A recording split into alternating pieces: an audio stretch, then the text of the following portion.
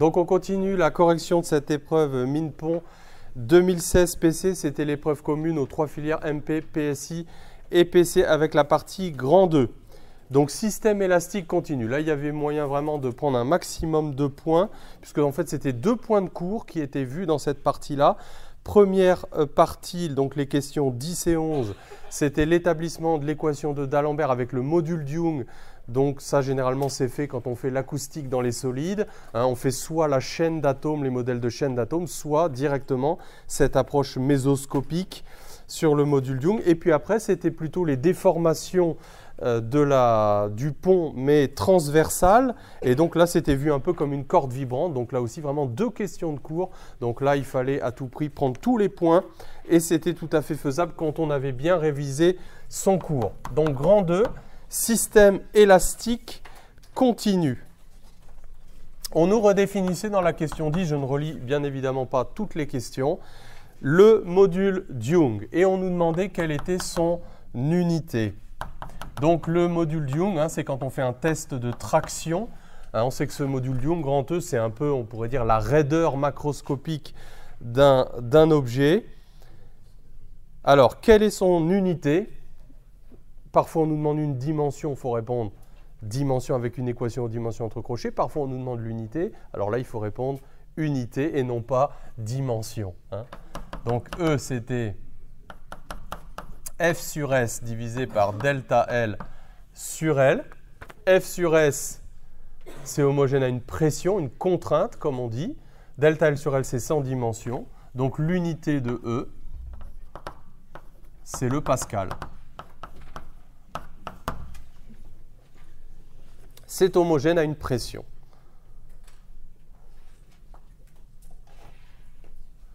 Et on nous disait bien, on utilisera une seule unité du système international. Autrement, il n'était pas question d'aller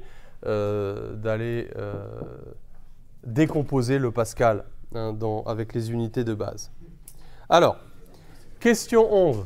Lisez bien les questions là, parce que vous savez, surtout ce qui est important, c'est qu'est-ce qu'on me demande? Si vous répondez à côté de la plaque parce que vous avez mal lu l'énoncé, c'est tant pis pour vous.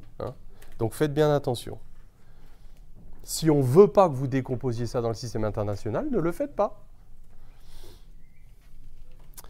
On note grand X de petit x et de t, le déplacement par rapport à la position de repos d'une section plane d'abscisse X. Calculer la variation relative de longueur d'une tranche élémentaire du cylindre de longueur dx. Donc, bon, je vous conseille de faire un petit dessin, comme on a fait dans le cours. Donc, vous prenez une tranche de barreau de solide comprise entre x et x plus dx. Et sous l'effet de l'onde acoustique, que se passe-t-il? C'est quoi une onde acoustique qui se déplace qui se propage le long d'un solide, comme ça, unidirectionnel? C'est un déplacement. Et ce déplacement, alors dans le cours, je crois qu'on l'avait plutôt noté xi que grand X. Bon, là, il est noté grand X, c'est pas grave. Donc, voilà le déplacement. Donc, la tranche de solide, quand elle est au repos, quand il n'y a pas de bruit, elle est là. Donc, elle est de longueur dx. Et quand il y a passage de l'onde, eh bien, elle est là. Attention, le déplacement est fonction de x, comme le disait très bien le texte. Ça veut dire que la tranche, elle ne se déplace pas en bloc. Mais voilà, c'est des vibrations, un peu comme dans les fluides d'ailleurs aussi. C'est une onde longitudinale et le déplacement dépend de petit x. Alors, on vous demandait, première question, et oui, il faut relier la variation relative de la longueur. Et oui, parce que delta L sur L, c'est ça, c'est pour le relier au module de Young et relier la force au module de Young. Donc, alors, quelle est cette variation relative de longueur? Je vais le noter delta L sur L entre guillemets. Donc, qu'est-ce que c'est que delta L sur L? C'est la longueur de la tranche verte moins la longueur de la tranche au repos sur la longueur de la tranche au repos, sachant que j'ai beaucoup exagéré le dessin, j'ai fait des déplacements qui sont très grands alors qu'en réalité, ils sont très petits. Donc, la longueur de la tranche verte, c'est quoi? La coordonnée de ce point plus ça, donc ça va faire x plus dx plus x en x plus dx et de t moins x, bon c'est peut-être un peu bébé d'écrire tout ça, mais si on veut bien comprendre, ça fait ça. Donc ça c'est là, ça c'est cette longueur-là. En réalité, évidemment, les x se simplifient. Moins la longueur au repos, donc c'est-à-dire dx, le tout sur dx. Évidemment, à la fin, il ne reste pas grand-chose. Hein. Ce dx-là, il se simplifie avec ce dx-là. Et donc, il va rester d2 grand x sur dx. En déduire la force de traction. Donc là, après, il fallait utiliser évidemment la définition du module Young. Donc comme dans le cours. Là, c'était du cours, cette partie-là. D'ailleurs, si j'avais été vous, j'aurais peut-être commencé par ça le jour du concours. Hein, je vois que là, il y a une partie complète avec des questions que j'ai entièrement traitées dans le cours. Moi, je me serais jeté là-dessus avant même de m'attaquer peut-être à la première partie. Hein. Donc, F, c'est SE delta L sur L. Donc déjà en norme, oui bon, on peut même le mettre en vecteur. Hein, donc ça va faire SE dxi sur dx. En x, c'était sous-entendu vecteur ux. Et avec un peu les mêmes conventions que ce qu'on fait avec la corde vibrante, on parle de la force exercée par la partie droite sur la partie gauche. Hein, je pense que vous vous souvenez de ça dans le cours. Donc en fait, cette force, voilà, donc c'est la force exercée. Des fois, on met un indice comme ça, par la partie droite sur la partie gauche. Donc ici, on est en x plus dx. Hein, et donc ici, ce sera moins f, parce que par définition, la force, ce sera la force exercée par la partie droite sur la partie gauche. Donc on met un moins, parce que si on regarde la force qui s'exerce sur la tranche blanche, bon j'ai mis les forces hein, avec origine sur la tranche blanche, j'aurais pu mettre sur la tranche verte avec des petits déplacements, eh bien on aura un moins parce qu'on va regarder les forces qui s'exercent sur le système, et le système étant là, bah, c'est la force en fait exercée par la partie gauche sur la partie droite, et principe de l'action et de la réaction, donc on met un signe moins et on est bien habitué à ça, et d'ailleurs on a la même chose en dessous pour la corde vibrante. Alors, c'était super guidé. Hein, donc écrire l'équation du mouvement de la tranche de longueur dx et en déduire l'équation dérivée partielle. Donc c'est l'équation de D'Alembert. Donc je suis toujours dans la question 11. Donc le théorème du centre d'inertie. dm fois l'accélération. Donc l'accélération, ce sera la dérivée seconde par rapport au temps. Bon, on pourrait justifier mieux ça en prenant vraiment la coordonnée du milieu, là, bon, en faisant la moyenne et un petit dl. On va laisser comme ça. Donc, c'est la somme des forces. Donc, la force en x plus dx, donc ça va faire SE dx. Alors, attention, parce que cette dérivée partielle, ce qui était important là, c'était de mettre les variables. Bon, allez, je vais projeter directement, donc je ne mets plus les vecteurs unitaires. Moins... Donc, SE dxi sur dx en x et t. Je mets SE en facteur. Je fais apparaître la dérivée seconde. Et oui, parce qu'on sait qu'en plus, dans D'Alembert, c'est une dérivée seconde. dm, c'est ρ s dx, la masse volumique fois le petit volume. d de x sur dx2. Les dx se simplifient, les sections se simplifient. Et donc, j'aboutis à l'équation de D'Alembert. Donc, d2x sur dx2, qui peut être interprété comme un Laplacien, moins ρ sur e, d de x sur dt2 égale 0. Donc, voilà l'équation des ondes, l'équation de propagation, l'équation de D'Alembert. Vous le dites à côté, que vous la reconnaissez, parce que ça n'était pas dit dans le texte, hein, donc il faut l'écrire.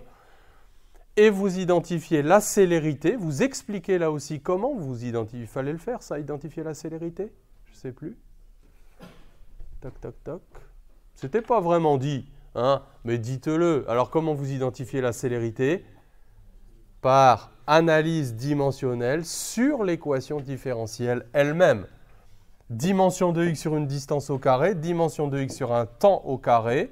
Donc, ρ sur e, c'est quoi? C'est une distance, non, c'est un temps au carré sur une distance au carré. Donc, vous posez c carré est égal à E sur ρ. Ensuite, eh bien, on nous dit que maintenant, on va traiter la poutre comme une corde vibrante et on voit tout de suite les questions 12 et 13. C'est la démonstration de l'équation de la corde vibrante. Alors ça aussi, c'est très très sympathique, en tout cas pour les gens qui sont en filière PC. Donc, comment on fait pour démontrer l'équation de la corde? Ou j'allais dire de la corde, ici c'est la poutre qui se déforme, mais c'est exactement pareil. On prend un petit morceau. Donc, ce petit morceau, donc là maintenant il y a une vibration transversale. Donc, y de x et de t, y de x plus dx et de t. Donc, un angle alpha ici. Donc, localement, donc ça c'est alpha de x et t. Bon, évidemment. Donc, la tension ici, c'est moins t en x et t. Alors, moins t parce que par convention, comme tout à l'heure, T, c'est la force exercée par la partie droite sur la partie gauche. Or, nous regardons les forces qui s'exercent sur le système. Donc, sur le système, c'est ce qui est de la gauche vers la droite. Donc, c'est moins la force de la droite vers la gauche. Donc, ça, c'est la tension en x plus dx et de t avec un angle alpha qui peut être différent. Donc, alpha en x plus dx et t. Donc cette démonstration, il faut savoir la faire rapidement. La petite difficulté, c'est que l'énoncé travaillait un peu avec l'abscisse curviligne sans le dire. Hein, et on vous expliquait qu'on avait dl est égal, ça c'est ce qu'on appelle aussi parfois l'abscisse curviligne. Hein. Donc c'est la longueur ici de ce petit tronçon avec un petit théorème de Pythagore, dy dx.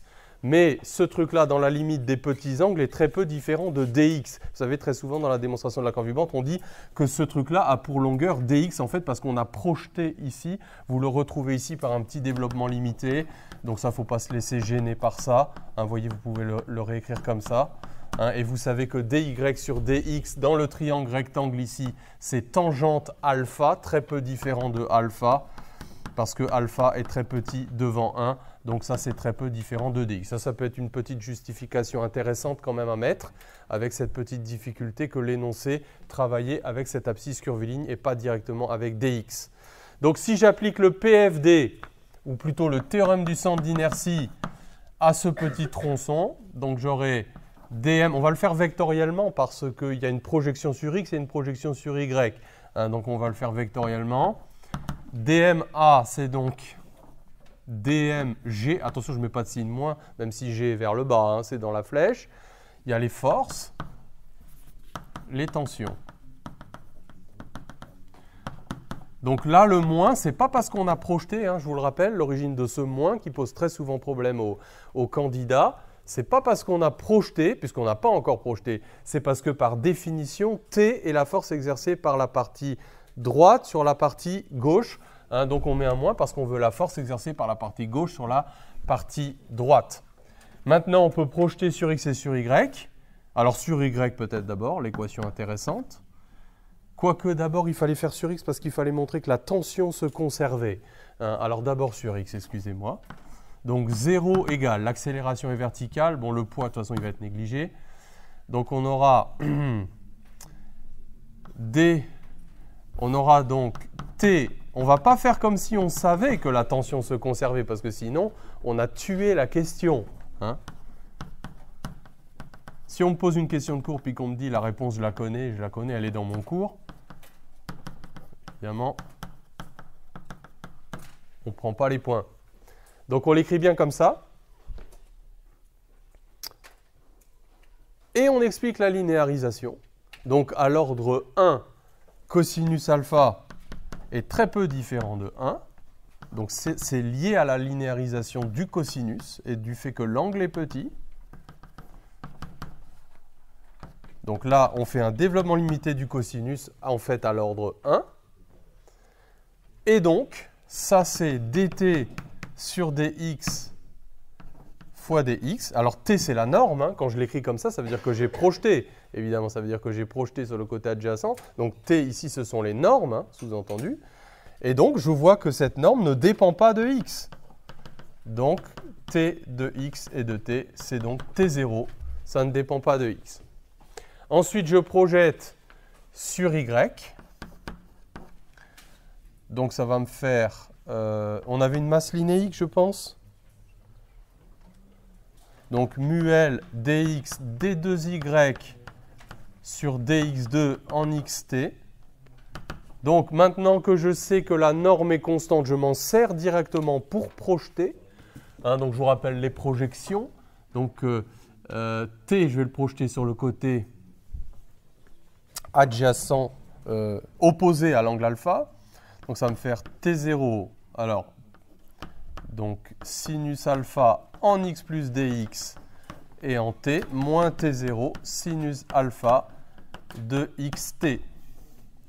Les angles étant petits, alors là il faut quand même un peu bien détailler pour qu'on voit que vous maîtrisez cette démonstration. Donc t0 alpha en x plus dxt moins alpha de xt, donc ça fait t0 d alpha sur dx fois dx. Or, alpha, très peu différent de tangente alpha, on l'a déjà écrit.